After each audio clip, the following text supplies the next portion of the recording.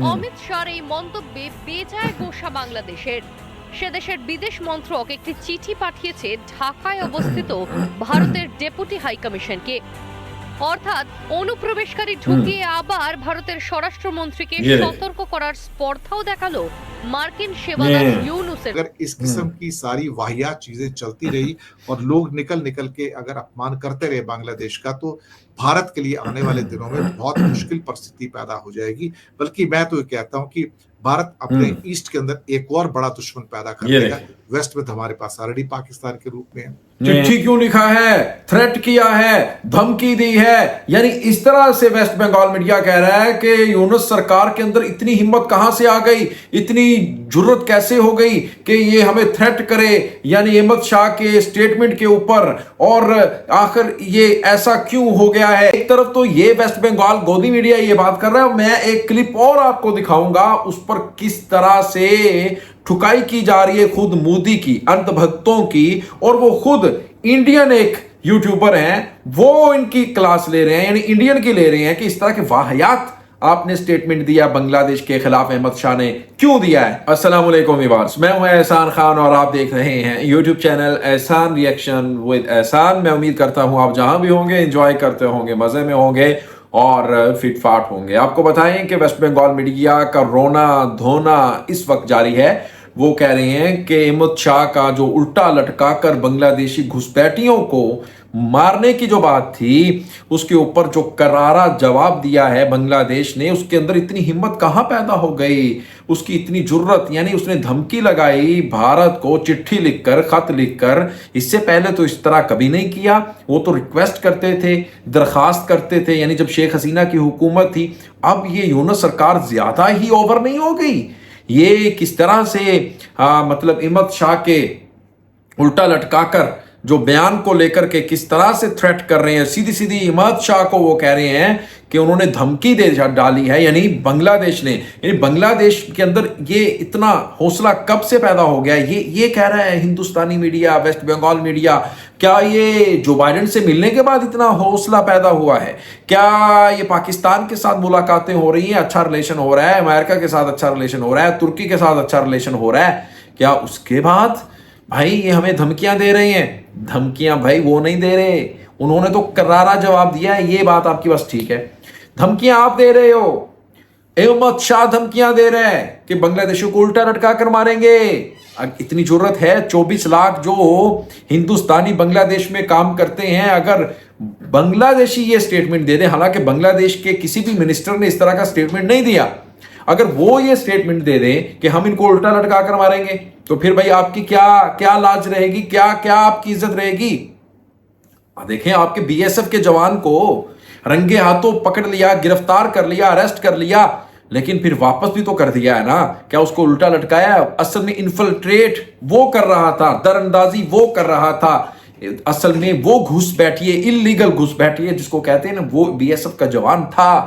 लेकिन बांग्लादेश ने उसको उसके ऊपर कोई इस तरह का बयान नहीं दिया, आग लगे जिससे। यानी बांग्लादेश अकलमंदी से काम ले रहा है, शर्म कर लो अपनी डिप्लोमेटिक जुबान को लेकर के। इसके ऊपर एक हिंदुस्तानी एक यूट्यूबर है, वो इनकी ठुकाई कर रहे हैं, अंतभक्तों की, मोदी की, अहमद शाह की, राजनाथ सिंह की, जयशंकर की।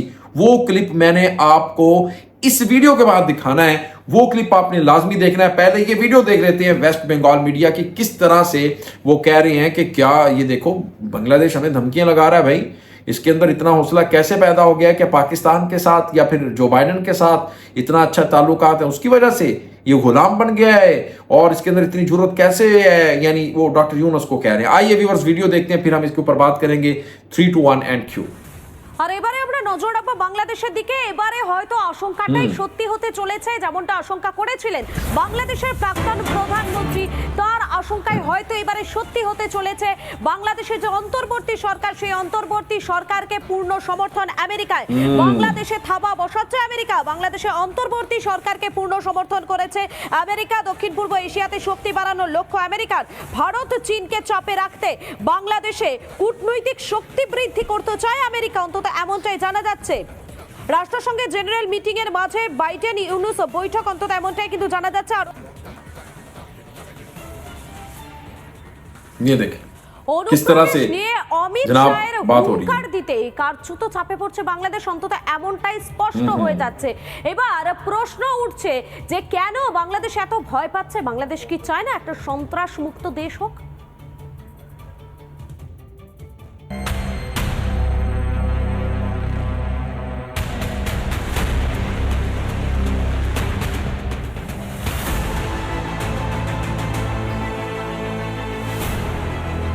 एक झारखंड सरकार बदल दो, मैं ये आपको देखिए। वादा कर कर जाता हूं, एक एक अहमद शाह। घुसपैठिए को चुन चुन कर झारखंड के बाहर निकालने का हम काम करेंगे। घुसपैठियों को झारखंड से बाहर निकालो, ये इसका बेशरम का ये स्टेटमेंट বাংলাদেশ है इस থেকে वाहियात দলে लैंग्वेज দলে का। এদেশে ঢুকে পড়েছে অনুপ্রবেশকারী।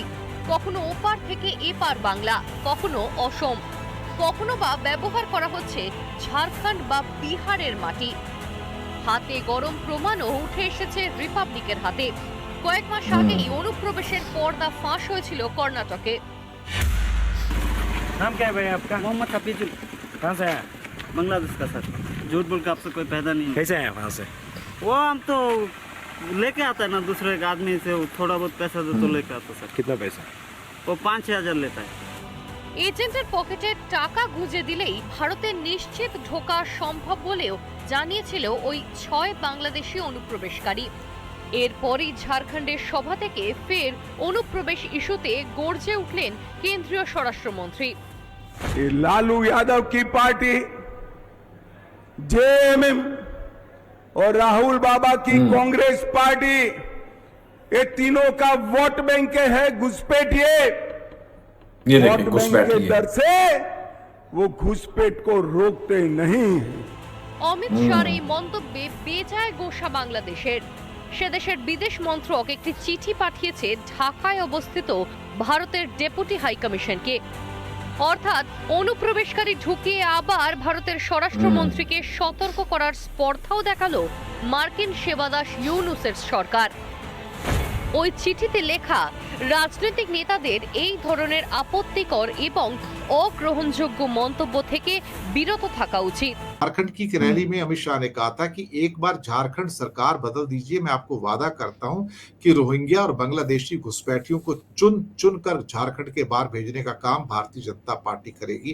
ये हमारी सभ्यता को नष्ट कर रहे हैं, हमारी संपत्ति को हड़प कर रहे हैं, हमारी बेटियों के साथ अलग अलग प्रकार से नकली शादी रचा रहे हैं। और भारतीय जनता पार्टी ने अपने मंत्रियों संतरियों को परमिशन दी हुई है कि वो भारत के जो पड़ोसी राष्ट्र हैं उनके बारे में कुछ भी बकवास कर सकते हैं, गालियां दे सकते हैं।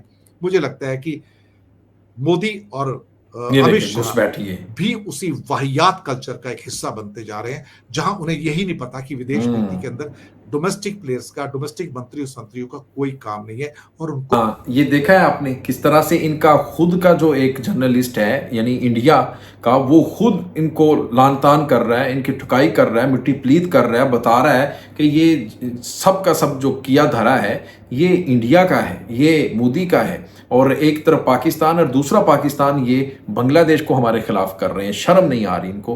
तो व्यूअर्स आप भी बताइएगा इस वीडियो के बारे में। मिलेंगे इंशाल्लाह नेक्स्ट वीडियो में, तब तक के लिए अल्लाह हाफिज।